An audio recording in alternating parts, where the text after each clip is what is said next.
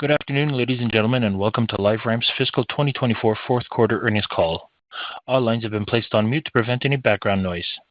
After the speaker's remarks, there will be a question and answer session. If you would like to ask a question during this time, simply press star, followed by the number 1 on your telephone keypad. If you would like to withdraw your question, press star 1 again. As a reminder, this conference call is being recorded.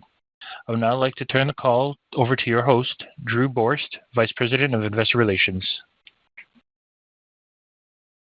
Thank you, operator. Good afternoon and welcome. Thank you for joining our fiscal 2024 fourth quarter earnings call. With me today are Scott Howe, our CEO, and Lauren Dillard, our CFO.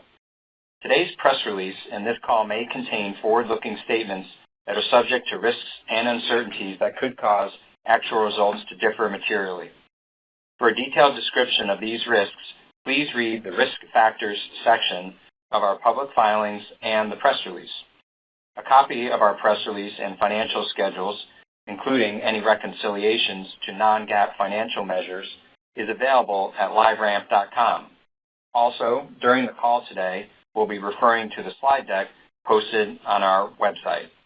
And with that, I'll turn the call over to Scott. Thank you, Drew, and thanks to everyone joining our call today. As I've done in past year-ending earnings calls, today I'll strike a balance between talking about the quarter and the year that just ended, and perhaps more importantly, provide a bit of color around what we intend to accomplish across the coming year. We ended fiscal 2024 on a high note, with Q4 revenue and operating income exceeding our expectations and a positive inflection in several key performance indicators. As we look ahead to FY25, we like our strategic position.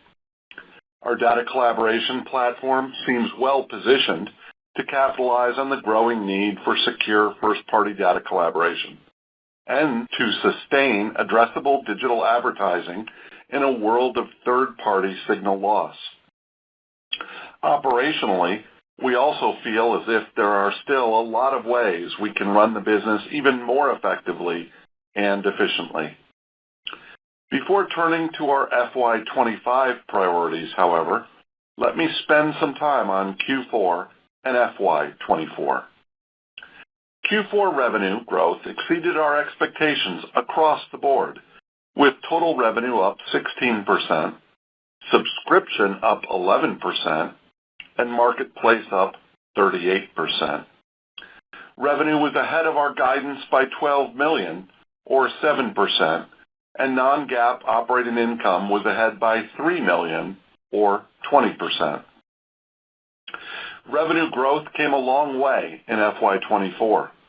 You might recall that our initial guide 12 months ago was for revenue growth of 2 to 4%.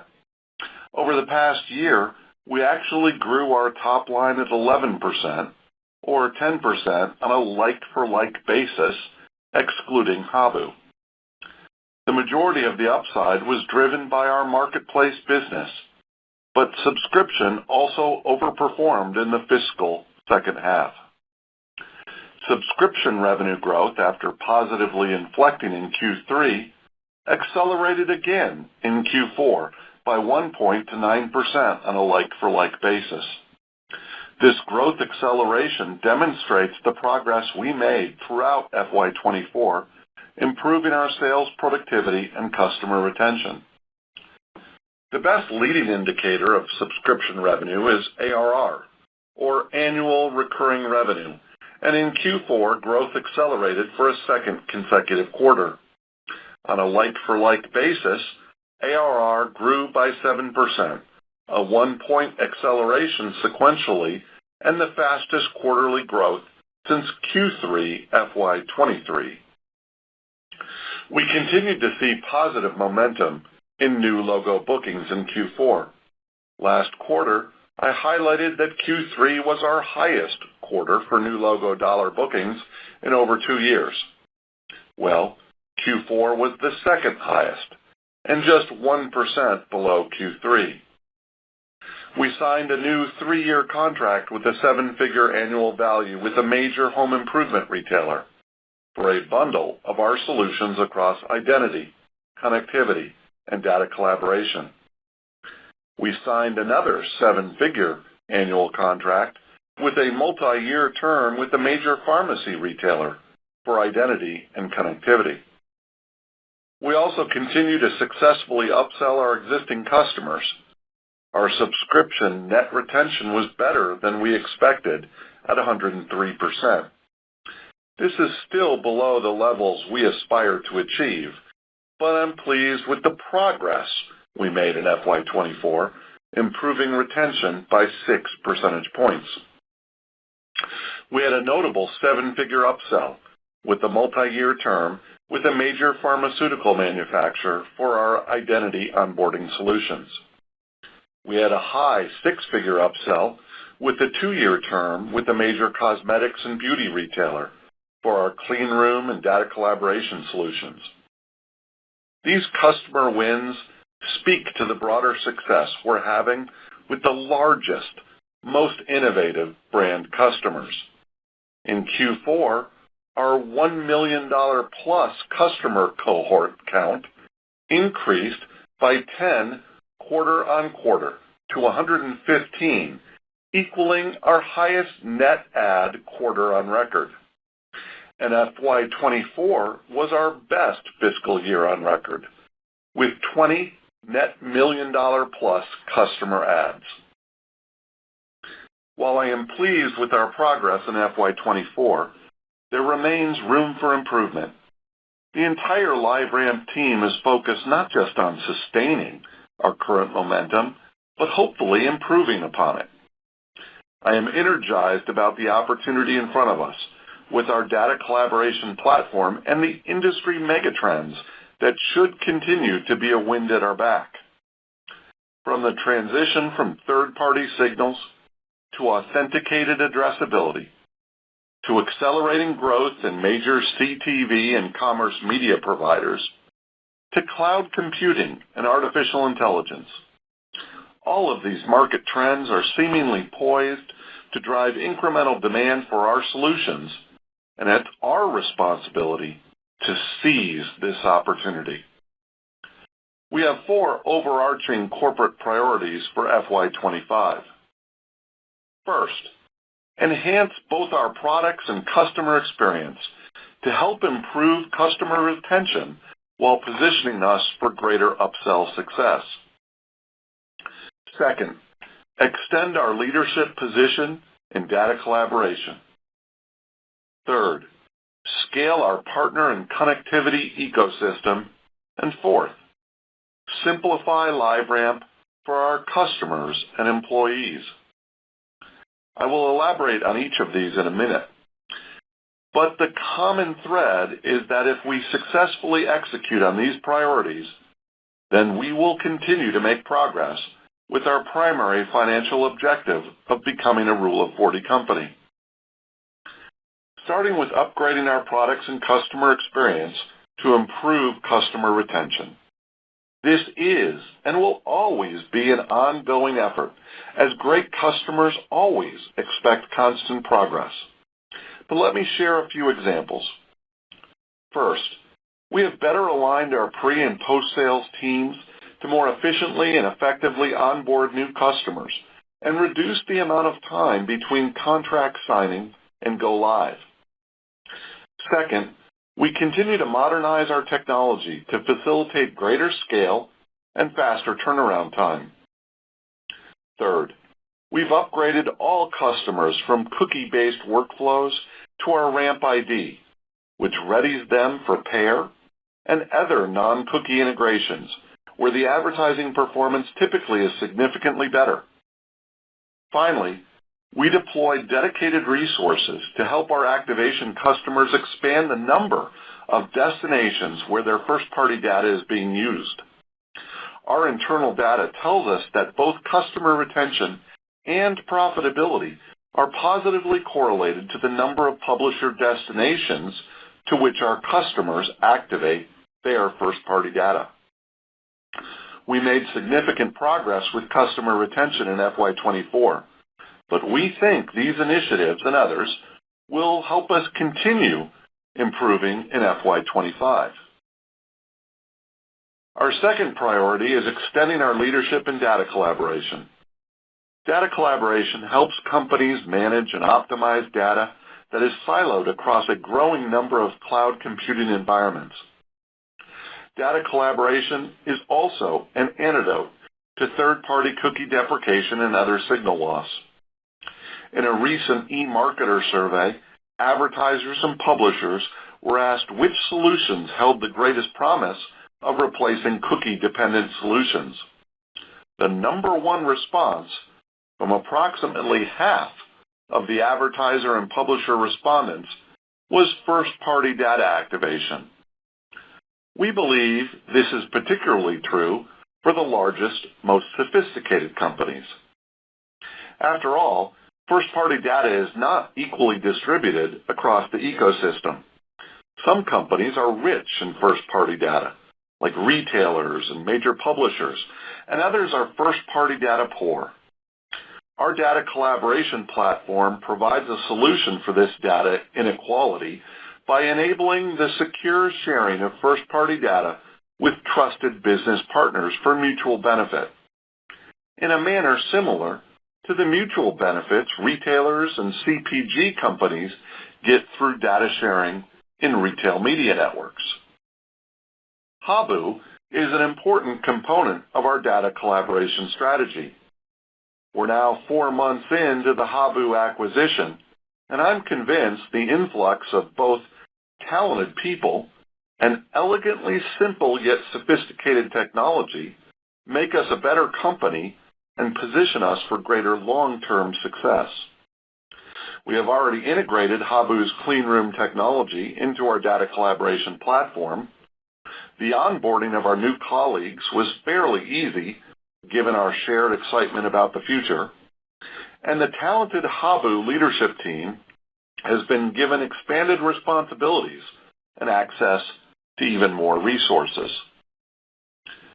Customers are responding positively to Habu's product, particularly its key differentiators of seamless cross-cloud interoperability, customizable analytics in walled gardens, and a simple, user-friendly UX. As a result, our sales pipeline continues to scale. 1 month after the deal closed, our incremental data collaboration pipeline was $30 million, and now, 4 months in, it's over $40 million. While Habu's capabilities are a key component of our data collaboration strategy, together they are only one part of a much broader, holistic offering. At RampUp in February, we officially launched the next generation of the LiveRamp Data Collaboration platform, modernizing and unifying our identity, connectivity, data access, and data collaboration capabilities onto a single composable platform. The modernized platform introduces new capabilities such as a simplified user interface, new ingestion pipes that reduce processing time and accelerate speed to value, composable technology for cross-cloud interoperability to unlock data collaboration partnerships, and an expanded partner marketplace where third-party developers can build custom applications. By bringing all of our capabilities into a single seamless user interface with simplified orchestration, customers are able to more easily connect audiences across partners and unlock greater value across all of their data collaboration needs. In addition, we will continue to invest this year in unifying our back-end systems to modernize our platform architecture to drive improved speed, stability, and scalability. This matters to our clients, many of whom have scaled their usage of our platform in ways we never imagined even a few short years ago. The combination of technology scalability and network density help extend our leadership position in data collaboration, as well as help with our first corporate priority of improving customer retention. Our third priority is to continue scaling our partner and connectivity ecosystem. This has long been a key competitive advantage, as the efficacy of our product is in part a function of where and how our technology can be used. Network scale matters, and we have the world's leading ecosystem across publishers, technology platforms, and data providers, all either powered by or being upgraded to post-signal solutions. Our Authenticated Traffic Solution, or ATS, has been in the making for 5+ years in anticipation of third-party signal loss. Today, ATS is a fully scaled solution that connects publisher and marketer data to better personalize and measure advertising across channels and across geographies. ATS has been adopted by over 21,000 publisher domains, including 75% of the Comscore 100 publishers, and it connects to over 92% of U.S. consumer time spent online. Irrespective of Chrome's deprecation timeline, the digital advertising market has largely moved beyond third-party cookies. Marketers look to reach their consumers not just on Chrome browsers, but across the compelling channels of Safari, mobile in-app, retail media, and CTV. ATS is omnichannel. We've partnered with Disney+, Tubi, NBCU, Paramount+, and many more pubs, and these partnerships are not limited by the cookie. ATS is available wherever a consumer is today and will be in the future. And we envision a future where today's connections with major platforms, publishers, and CTV providers increasingly are complemented by AI applications and new consumer touchpoints. Additionally, we have partnered with Google's DSP, Display and Video 360, on its PAIR initiative. PAIR, which stands for Publisher Advertiser Identity Reconciliation, is DV360's answer to third-party cookie deprecation and allows advertisers and publishers to securely and privately reconcile their first-party data to enable personalized advertising. Our role is providing the clean room infrastructure that allows advertisers and publishers to securely activate their first-party data on DV360. PAIR continues to scale adoption with large publishers, including CTV publishers like NBC Universal. The early results from PAIR are highly encouraging. Our case study with Omni Hotels and Resorts showed PAIR campaigns delivered a 4x increase in conversion rate over traditional cookie-based targeting in DV360. And we've seen similar results in as-of-yet unpublished case studies. A recent analysis of our brands who use PAIR showed that they were able to increase their match rates by 27%. This is meaningful incremental reach that is available today because PAIR is not limited to Chrome, but is available across Safari, Firefox, Edge, and CTV inventory. Results like this convince us that the industry should just embrace cookie-less alternatives like PAIR and ATS and stop fretting about deprecation timelines. But we'll make use of the extra time afforded to all by Google's recent announcement to delay full implementation until after the holiday shopping season. In the coming months, in partnership with Google and others, we will continue to publish case studies and educate the ecosystem so they are ready for full cookie deprecation when it occurs in early calendar year 2025. As PAIR scales, the benefit to LiveRamp should show up in the form of first, incremental activation from our existing subscription customers, and second, new logo opportunities that are doing first-party data targeting exclusively off third-party cookies today. Of course, third-party cookie deprecation is certainly a catalyst for the adoption of PAIR. So Google's decision to delay Chrome third-party cookie deprecation until early 2025 will have an impact on our PAIR opportunities.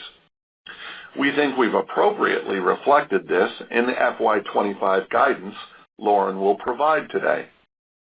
However, in the medium to long term, we remain well positioned, and we think improved advertising performance customers can achieve with PAIR will ultimately win out. Finally, our fourth priority for FY25 is simplifying LiveRamp for our customers and employees. There's a plethora of coordinated activities that will ultimately simplify our technology and ease of use.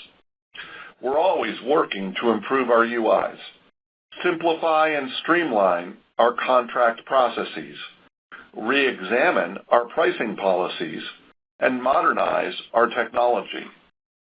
One of the emerging initiatives is leveraging artificial intelligence, both internally to improve our own productivity and make our products better, and externally to help our customers organize and accumulate the data that is the fuel for their own AI models and initiatives. Internally, we are using AI in a number of ways, from helping our software developers write code more quickly to helping all LiveRampers find useful information more quickly through an AI-powered assistant tool with enterprise search. More specifically, approximately 15% of our developers are now regularly using AI tools to assist with coding, and on average, these tools have generated an estimated double-digit percentage improvement in productivity. We are also incorporating AI into our data collaboration platform and data marketplace that will provide ease of use and accelerated time to value benefits. For example, our Habu technology offers Gen AI-powered data queries that can produce reports without requiring SQL coding skills, which makes the platform more usable for less technical business users. In our data marketplace, we are training a proprietary AI model to accelerate our review of the data labels and descriptions provided by data sellers, which is critical to ensuring favorable buyer experience. Finally, we are using AI with our IV graph to drive increased accuracy and stability through a more sophisticated understanding of data fragment relationships. Beyond our internal use of AI, the LiveRamp Data Collaboration platform has a much larger and critical role to play in helping customers use data to propel their own AI initiatives. Our data collaboration and enrichment products and connected partner ecosystem help brand marketers improve the quality, quantity, and diversity of customer data used. This customer data is the foundation for training generalized AI models and transforming them into the kind of proprietary models that produce brand-specific, predictive customer insights, such as optimized segmentation, interests, propensities, and affinities. Ultimately, these AI-powered insights help brand marketers deliver personalized marketing experiences more effectively and efficiently. In closing, let me reiterate what I believe to be the key themes from the quarter. First, Q4 was a strong finish to FY24, with revenue and operating income exceeding our expectations and a positive inflection in several key performance indicators. Notably, the growth in ARR, which is the best leading indicator of our fixed subscription, accelerated for a second consecutive quarter to double digits on a reported basis. Second, we're not satisfied. As we look ahead to FY25, we have an ambitious set of corporate goals and priorities that will, if we successfully execute, help us advance toward our goal of being a Rule of 40 company. Finally, we believe we're well positioned against the trends that matter. Our data collaboration platform is well positioned to capitalize on the growing need for secure first-party data collaboration to sustain addressable digital advertising. Our platform provides the right capabilities, and there are multiple industry megatrends working in our favor, including the shift to cloud computing, the proliferation of AI tools in marketing, growth in new walled gardens and CTV and commerce media, and of course, the rise of authenticated addressability over third-party signals. Thank you again for joining us today, and a special thanks to our exceptional customers, partners, and to all LiveRampers for their ongoing hard work and support. We look forward to updating you on our progress in the coming quarters. I will now turn the call over to Lauren. Thanks, Scott, and thank you all for joining us. Today, I will cover two topics. First, a review of our Q4 financial results, and second, provide our outlook for FY25 and Q1. Unless otherwise indicated, my remarks pertain to non-GAAP results, and growth is relative to the year-ago period. Starting with Q4, we had a strong finish to FY24, with revenue and operating income exceeding our original expectations. Revenue came in at $172 million, $12 million above our guide, and operating income was $16 million, $3 million above our guide. Operating margin was 9%, and we generated $28 million in operating cash flow in the quarter, and $106 million in the fiscal year. Let me provide some additional details. Please turn to slide 5. First, as a reminder, we closed the acquisition of Habu on January 31st. Consistent with what we shared previously, the transaction contributed $2 million of revenue in the quarter, or approximately 2 points of subscription growth, and roughly $3 million of expense. As you would expect, it also positively impacted our other revenue metrics. Total revenue was $172 million, up 16%, with subscription revenue and marketplace and other significantly ahead of expectations, driven primarily by continued sales execution and a stronger than expected digital advertising market. Subscription revenue was $134 million, up 11%. Fixed subscription revenue was 9%, and usage as a percentage of total subscription revenue was 14%, in line with the historical 10 to 15% range. ARR was $467 million, up 10%, reflecting a $12 million impact from Habu and continued growth in customer upsell and new logo. Subscription net retention was 103%, 2 points better sequentially and ahead of our expectation.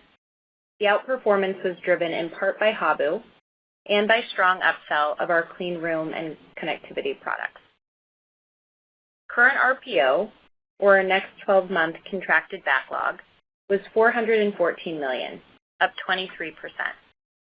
Total RPO, including contracted backlog beyond the next 12 months, was up 20% to $566 million. As a reminder, RPO and CRPO are very sensitive to the timing of renewals and to contract durations. And given our focus on large enterprise customers and shift to more multi-year deals, both of these factors again benefited growth in the quarter. Overall, we see some positives and challenges with the current selling environment. Our pipeline continues to build nicely, and new logo activity remains strong in Q4, as Scott pointed out. Importantly, our focus on large customers continues to yield results. In Q4, we added 10 new $1 million-plus subscription customers, matching our all-time best quarter. That said, our average sales cycle ticked up slightly in the quarter from recent trends of 8 to 9 months. In addition, we continue to experience softness with smaller, low ACV customers, both brands as well as technology platforms, including ad tech, that is experiencing some structural change. Marketplace and other revenue of $38 million increased 38%, driven by Data Marketplace, which grew 32% and accounted for 78% of Marketplace and other revenue.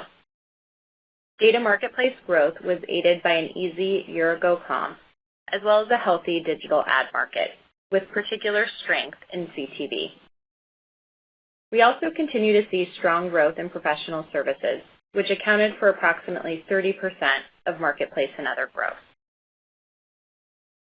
Moving beyond revenue, gross margin was 75%, flat year-on-year.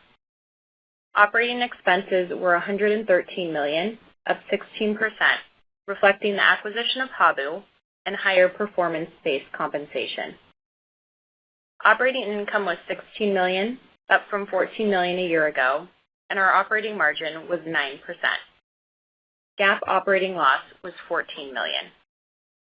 Stock-based compensation was $25 million, down from $45 million a year ago, which included the accelerated vesting of certain non-NEO RSUs for tax planning purposes.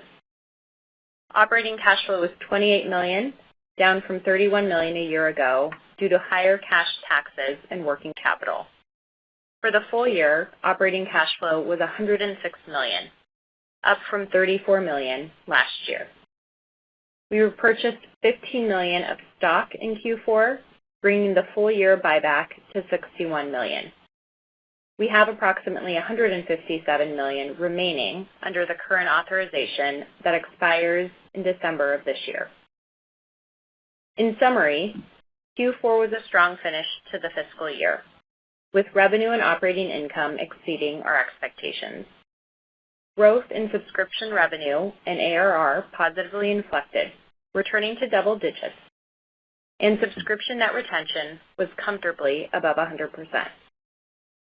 Operating margin was stable on a reported basis and on a like-for-like basis expanded by 1 point. In FY24, we generated over $100 million in free cash flow for the first time in our history and returned the majority to shareholders through our share repurchase program. Please now turn to slides 12 and 13. Please keep in mind our non-GAAP guidance excludes intangible amortization, stock-based compensation, and restructuring and related charges.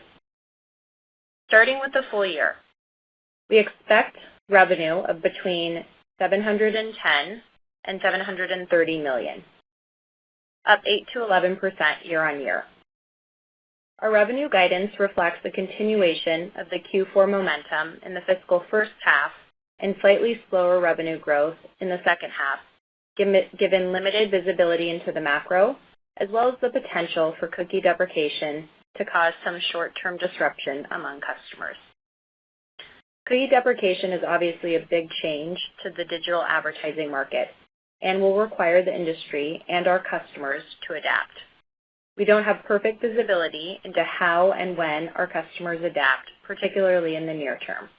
We see both opportunities and risks associated with cookie deprecation, and the wider than normal range on our revenue guide reflects this.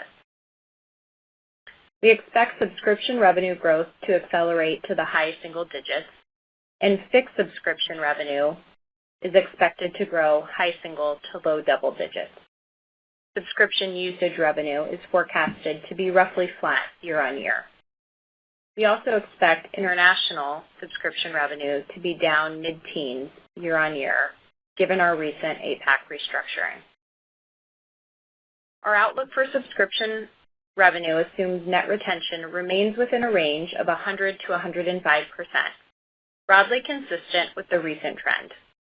As Scott discussed, we have several initiatives underway to improve customer retention, and we would hope net retention will improve as the year unfolds. For now, however, this is not embedded in our guide.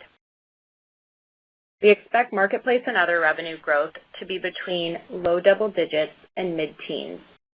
Underpinning this estimate is an expectation that data marketplace growth will be in line to above the growth in the overall digital ad market. We expect a gross margin of approximately 75%. We expect non-GAAP operating income of between $125 and $129 million. At the midpoint, this represents 21% growth and a margin of 18%, up approximately 2 percentage points. Operating expenses are expected to increase mid to high single digits, of which the Habu acquisition accounts for approximately 3 points. The remaining growth reflects investments in our sales force, cloud strategy, and scaling our partner network, partially offset by incremental savings from our offshoring initiative. We expect stock-based compensation to be $116 million, up from $71 million last year. The year-on-year increase is primarily driven by two items. First, $23 million from the normalization of accelerated vesting in FY23, and second, $12 million associated with the Habu acquisition. We expect GAAP operating loss to be between $8 and $4 million. Lastly, we expect to return a significant portion of our FY25 free cash flow to share owners through our share repurchase program. We expect to spend approximately $15 million per quarter, depending on market conditions. We believe this is a great investment and will largely offset the impact of forecasted dilution. Now moving to Q1. We expect total revenue of $172 million, non-GAAP operating income of $25 million, and an operating margin of 15%, up 100 basis points year-on-year. A few other callouts for Q1. We expect subscription revenue to be up roughly 10%, and marketplace and other revenue to be up high teens year-over-year. We expect Q1 gross margin to be approximately 74%, and we expect stock-based compensation to be approximately $29 million. Before opening the call to questions, I'll conclude with a few final thoughts. First, we had a very strong Q4, ahead of our expectations on both the top and bottom line, demonstrating improved sales execution against the backdrop of healthy ad markets and our continued commitment to efficient growth. Q4 revenue growth returned to double digits, including low double-digit subscription growth. For the year, we produced over $100 million in free cash flow and returned the majority to shareholders through our buyback. And finally, FY25 will be a year of improved subscription growth compared to last year and continued margin expansion. Our revenue guidance reflects a continuation of the Q4 momentum in the fiscal first half and slightly slower revenue in the second half, mostly in the name of conservatism. The swing factors within the revenue range will be first, the health of digital ad markets as it relates to our variable revenue streams. Second, sales execution, particularly with the assumed improvement in bookings driven by Habu in the second half. And third, customer churn and downsell relative to the modest improvement assumed in our guide. With that, on behalf of all LiveRampers, thank you for joining us today, and thank you to our amazing customers. Operator, we will now open the call to questions. Thank you. The floor is now open for questions. If you have dialed in and would like to ask a question, please press star 1 on your telephone keypad to raise your hand and join the queue. If you would like to withdraw your question, simply press star 1 again. Your first question comes from the line of Shyam Patil of Susquehanna. Your line is open. Hey guys, congrats on the nice results. I had a couple of questions on Habu. First one, can you elaborate on the integration and the customer response relative to your initial expectations? And then second one, can you remind us of your financial targets for Habu in fiscal 25? Thank you. Yeah, Shyam. In terms of Habu integration progress, we've done this a few times now, and we think we're pretty good at it. And it's complex, so I'll talk about a few different pieces. First off, and most importantly, is always the people integration. And there we've had 100% migration of Habu employees over to LiveRamp, and I'm really pleased. I mean, this is an injection of world-class talent and fresh ideas, which is great for our company because it brings new thinking, but it also energizes our legacy team. It's also given us some bench strength. And if you look at the Habu leadership team, many of them have already taken on expanded roles within LiveRamp, and others of them have taken on brand new challenges. And an example I would give is Matt Kilmartin. He's just a brilliant CEO, talented entrepreneur, and the acquisition has kind of freed him from the day-to-day management grind. So we're using his entrepreneurial skills to tap in. He's going to lead the charge on new use cases and verticals. And as you know, Shyam, this is something we've talked about for a couple of years now, but we haven't ever made as much progress as we would like outside of advertising and marketing. And so we feel like we have a good product. We got, with some small configuration or maybe some slight design mods, it's extendable to all kinds of other use cases. We just need someone smart and entrepreneurial thinking about it all the time and driving the charge. And so Matt's going to do that. So very excited about the people integration. The second big piece that is very visible to our clients is the product integration. And there I'm really pleased. I mean, Habu has done a great job of building simple yet elegant technology. And because we were starting to think about the technology integration well before we announced the deal, this was a pretty easy lift. As importantly, we brought in an influx of talented engineers who can look at our architecture and product design for the first time with fresh eyes. The CTO over at Habu, a guy named Rupak Gupta, I mean, he's just brilliant. And the conversations that we've had together is, I've said, Rupak, challenge everything because that fresh thinking is going to make us better. And the intersection of Habu's technology with LiveRamp's thinking is going to lead to a better outcome for our clients. The third piece, which comes after the first two, is pipeline. And here it came pretty quickly because literally within a month of the deal, we had created 30 million of pipeline. We're now up to 40 million. I would tell you, clients are intrigued. And I've spoken to a handful of our very largest clients. I've heard nothing but good things. And then, because we've done the first three right, I think performance comes next. And I would tell you that we're on track with the deal model. Lauren can talk about that, unpack that a little bit more detail. But as importantly, we have really strong line of sight to what we need to do. And we're ensuring through pretty aggressive project management that our teams are moving fast and we're removing the obstacles in front of them. I don't know. What I missed, Lauren? Yeah. Hi, Shyam. With respect to the second part of your question on our financial targets, as we shared in the call, we added about 12 million of ARR in Q4, which you can think about as the inorganic contribution to growth in 25.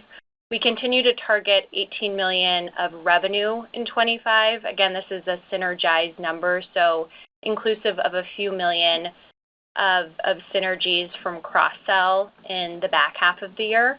A point I would make, and Scott just made it as well, but Habu is being fully integrated into our platform, and given the strong opportunity for cross-sell of LiveRamp products alongside Habu, drawing the line between LiveRamp and Habu will become increasingly challenging as we move through the year.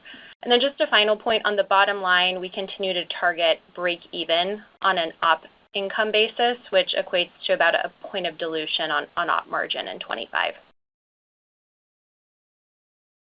Great. Thank you, guys. Your next question comes from the line of Jason Kreyer of Craig-Hallum Capital Group. Your line is open. I wanted to stick with Habu. We've talked about that the last couple of months as kind of being a plug-and-play solution for smaller marketers. So just curious, any updates on that, any progress with smaller customers in the quarter, or what we should anticipate for the evolution of that being a better solution for the lower end of the market? Yeah, I mean, that's certainly part of our pipeline. And no particular updates in terms of new clients to share that I didn't talk about in my prepared remarks. So I feel pretty good about that. I ultimately think one of the bigger catalysts is still out in front of us. I believe that when we get across the finish line on cookie deprecation, that's going to be the biggest catalyst that we've seen for adoption of a data collaboration platform, because you need one. in order to activate in DV360. And DV360 is the market share leader along with, Amazon's DSP. It drives the most tonnage on most media plans. So most advertisers are going to have to embrace what we do if they want to avoid disruption in their advertising efforts. So we're a little bit bummed about the slowdown in deprecation, probably most so because having planned for this for 5 years, I just want it behind us and to start talking about the glorious future as opposed to what's to come. But I think all good things in store for the future of clean rooms. Thanks, Scott. And then, like a month ago, Google announced that they're moving PAIR to an open source platform in conjunction with the IAB. Just curious if there are any implications there. Wondering if this kind of broadens the reach of PAIR by expanding the developer network and making it available to more developers. But curious your thoughts on the opportunity. Well, we'd sure like to think so. I love the fact that Google open source that and put it into the hands of the IAB. The more standardization that there is around adoption of authenticated ways to buy, bifurcated consents at both the buyer and seller side, that's the future. Is to get consented users. And so the more that can take wing, not just with Google, but with major CTV players, with all the social media platforms, it's just better for the entire industry. It fuels more standardization, and we've seen the great returns that you get through PAIR. It's pretty significant lift, not just for advertisers, but also for publishers in terms of their yield. So everything that Google can do to spread adoption is something we're cheering for. And I should also just say, a big chunk of our summer here at LiveRamp is going to be spent out on the road evangelizing. We'll take use of the extra time Google afforded with their PAIR deprecation timeline to educate and evangelize the offering in the market, in many cases with Google.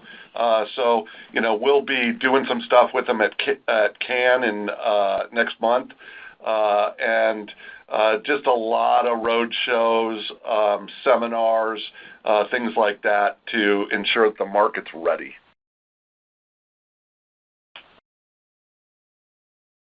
Your next question comes from the line of Elizabeth Porter of Morgan Stanley. Your line is open. Great. Thank you so much. I just wanted to follow up on your comment about kind of the bigger catalyst being data collaboration and really needing it for DV360.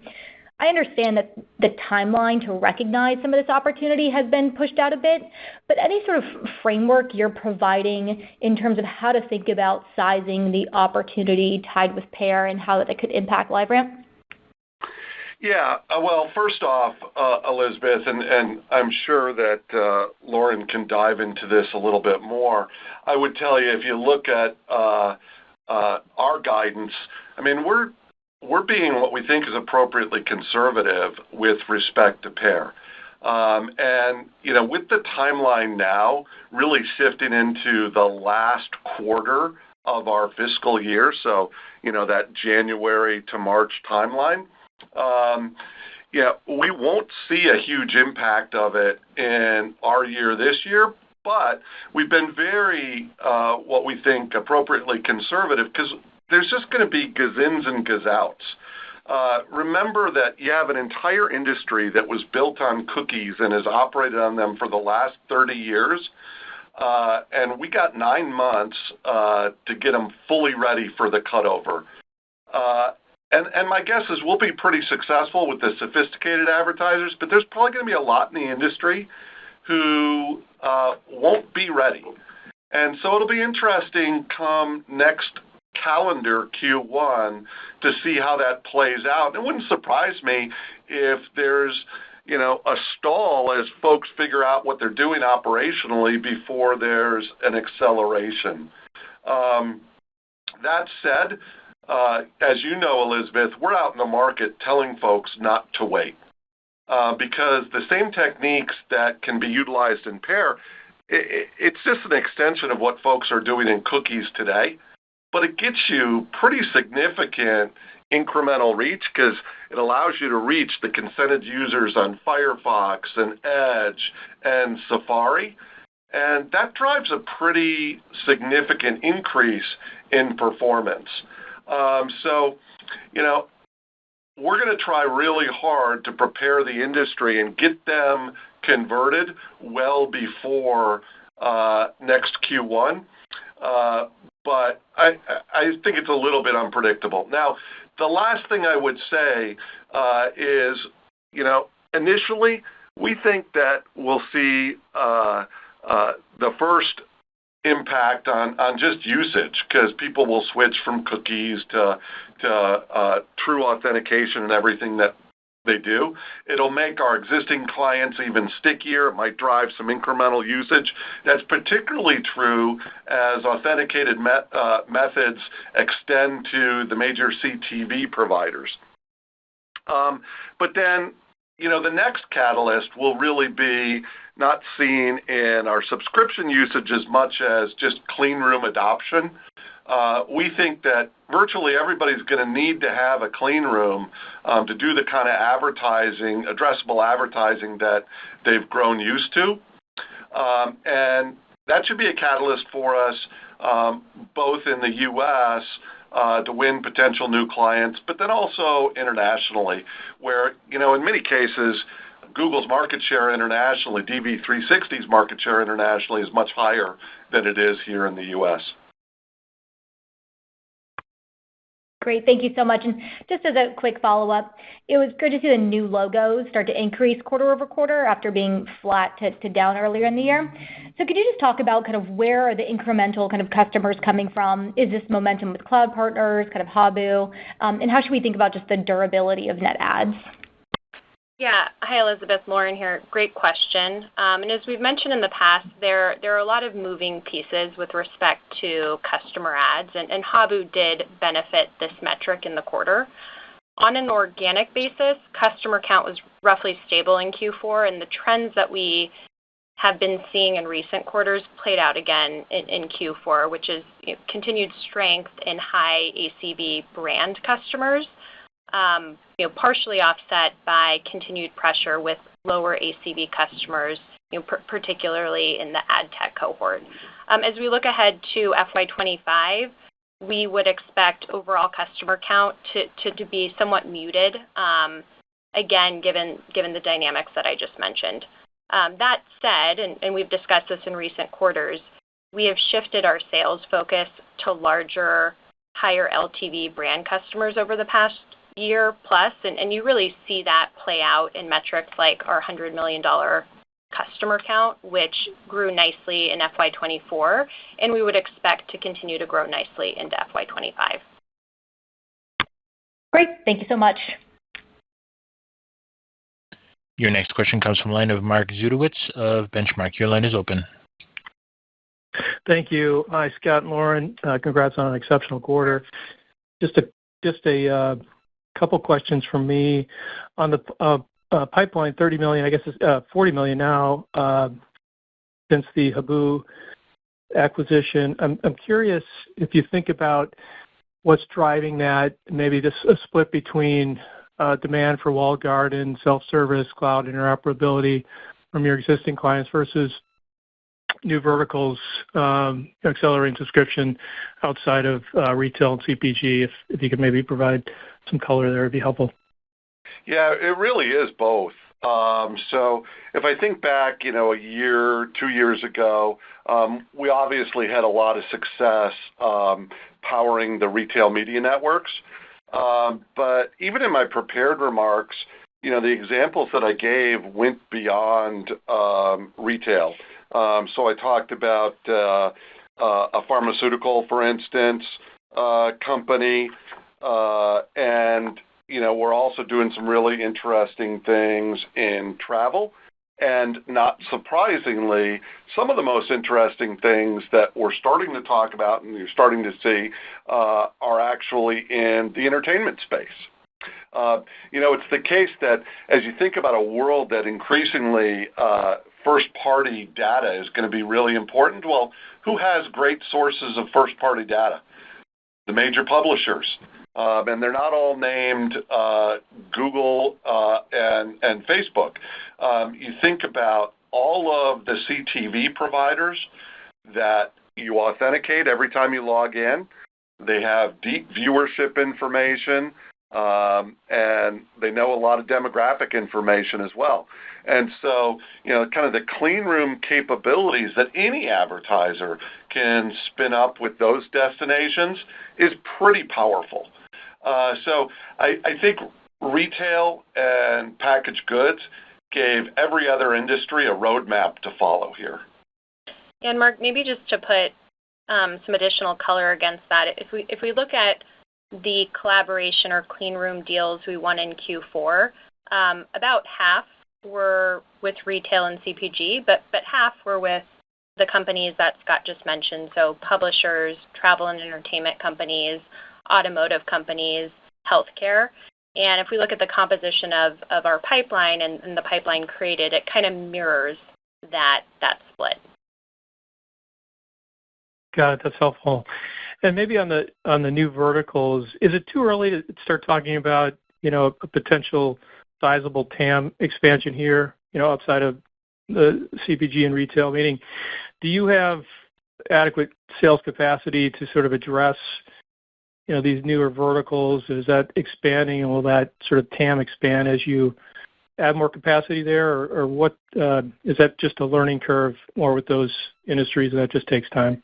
I feel really fortunate. I think we were a little bit ahead of this one because if you recall a couple of years ago during the Great Resignation, we really saw a big exodus for a short period of time to our sales force. And we used that opportunity when we backfilled to remake our sales force. We actually created vertical industry groups. So now we have a retail group, we have a financial services group, we have experts in travel. And that's so important. When LiveRamp was formed, we used to be able to go in and wow people just talking about the technology. But now increasingly, particularly given the fact that we have higher level audiences within the clients we're calling on, oftentimes it's the CMO or the CEO, we have to go in and talk in their language. We have to understand, how does the airline industry work, for example? How do airlines make money in future? How are they going to monetize their screens on their seat backs and personal entertainment devices that you use in flight? And so by hiring that way for the last couple of years, I think it's actually improved our sales productivity and actually driven some of the success we're seeing in these new verticals. Sounds great. Thanks very much. Appreciate it. Thanks, Mark. Your next question comes from the line of Kirk Materne of Evercore ISI. Your line is open. Yeah, hi, Scott. Hi, Lauren. This is actually Peter Berkeley on for Kirk. I'll echo my congrats on a really nice quarter. Thanks, Peter. So a lot to like here. A couple metrics that really stood out to us, the large customer growth, $1 million customers, and then the NRR acceleration. So, Scott, maybe I'm hoping I can start with you just on the large customer growth. Does this feel like a broader, opening up of wallets dynamic, or is this reflective of, the strong momentum in the data collaboration platform, which are generally, larger deal sizes? And then, Lauren, maybe just as the second one, on the NRR metric, understanding the color on Habu's contribution and assuming the large customers, are acting as a tailwind here. But I'm curious, the sort of pressure on the NRR has been, contraction at the lower segment of the market of your customer base, and sounds like that's sort of continuing on. But I'm just curious, given the acceleration and, kind of the go forward color, does it feel like that's sort of stabilizing or perhaps even inflecting just in terms of that lower customer contraction and just a little bit more trouble at the low end? Thanks. Yeah, so Peter, I'll start with the first. If you looked at our cohort of largest clients, these $1 million plus a year spenders, I think you would recognize almost every single one of them as being kind of major advertisers, brands that you trust, really strong consumer brands. And we did a detailed analysis we did a big customer segmentation about a year ago. And what we found is that those sophisticated large spenders share some characteristics in common. They're obviously more profitable to us. The churn rate for those is significantly less. But the most interesting insight was the number of activations that they had. And for the largest clients, I can't remember exactly the number, but it was in excess of 18 activations that they had. And when you have 18 activations, you're lighting up different destinations, maybe point of sale, certainly a lot of different properties. You're a lot more sophisticated about what to do with your data. You probably are much more likely to want to have a clean room and set up data collaboration with partners. You're certainly much more likely to want measurement back. And so they just start becoming power users. And so I don't think it's a function of, the macro or budgets becoming easier to get or anything like that. I think it's just a function of those are more sophisticated companies. They've learned how to use their data effectively, and they're trying to do even more with their data. Our challenge internally is how do we get some of our smaller companies to look more like those big companies? So we're kind of laser focused on making sure that everybody activates more destinations on their media plan, which is going to lead them to adopt more usage with us. And Peter, with respect to your question on NRR, I will just again point out that Habu contributed a couple points to NRR in the quarter. Outside of that, we are seeing some stabilization with our lower ACV customer cohort, but the bigger driver continues just to be stronger contribution from upsell with our largest customers as they adopt clean room and collaboration use cases. Very helpful. Thank you both. Operator, we have time for one more question. Your last question comes from the line of Brian Fitzgerald of Wells Fargo. Your line is open. Thanks. Hey, Scott, I want to follow up on your pairs commentary. Obviously, there are thousands of DV customers out there, and it seems like DV360 customers need to use pair to target ads off of first-party data and measure performance after deprecation. Has Google built free tools to access pair via data hubs or otherwise?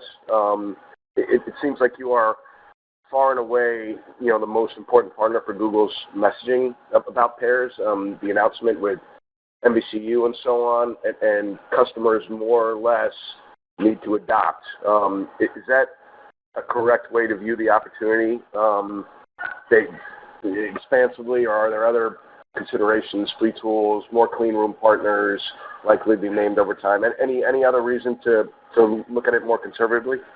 Oh, well, I'm sure that there will be more partners over time. We were fortunate to be one of what are now two launch partners, Habu, LiveRamp, and then there was a third.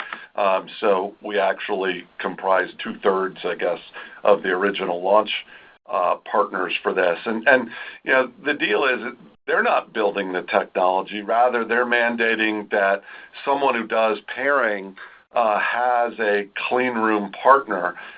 Google wants to be agnostic in this, and they want to ensure that someone can ensure that on both sides the consents have been obtained and handle the security and anonymization that occurs. Now, all that said, I would tell you anecdotally that it felt like for a long time we were having a lot of conversations with the Google product team And we were really involved, going back and forth with suggestions around their design and doing a lot of process mapping. Since January, the switch has really flipped on with the Google commercial teams. For example, they invited me to come speak to their sales leadership in New York about a month ago, and likewise, their AdPlat sales leader came and spoke to LiveRamp's entire sales organization when we had our sales kickoff a few weeks ago. We're going to be out in market with them, educating and evangelizing. I mentioned we'll do some stuff with them at Cannes, which is coming up here in a couple weeks. And then we have a lot more things planned to educate and evangelize. I think the biggest barrier here isn't the technology at all. It is just kind of the inertia of 30 years of people using cookies and just educating them that there's a better way. And although it requires a process switch and that may be painful, as soon as you do it, you unlock better results. So that will be the key messages you'll hear both from Google and from us in the coming months. Got it. Appreciate it. I'll now turn the call back over to Lauren Dillard for closing remarks. Thanks so much. So in closing, we ended FY24 on a high note with both revenue and operating profit outperforming our original expectations. As we look ahead, FY25 will be a year of improving subscription growth and continued margin expansion. Our revenue guidance reflects a continuation of the Q4 momentum in the fiscal first half and slightly slower revenue growth in the second half, mostly in the name of conservatism. With that, thanks again for joining us today. We look forward to updating you on our continued progress in the quarters ahead. This concludes today's conference call. You may now disconnect.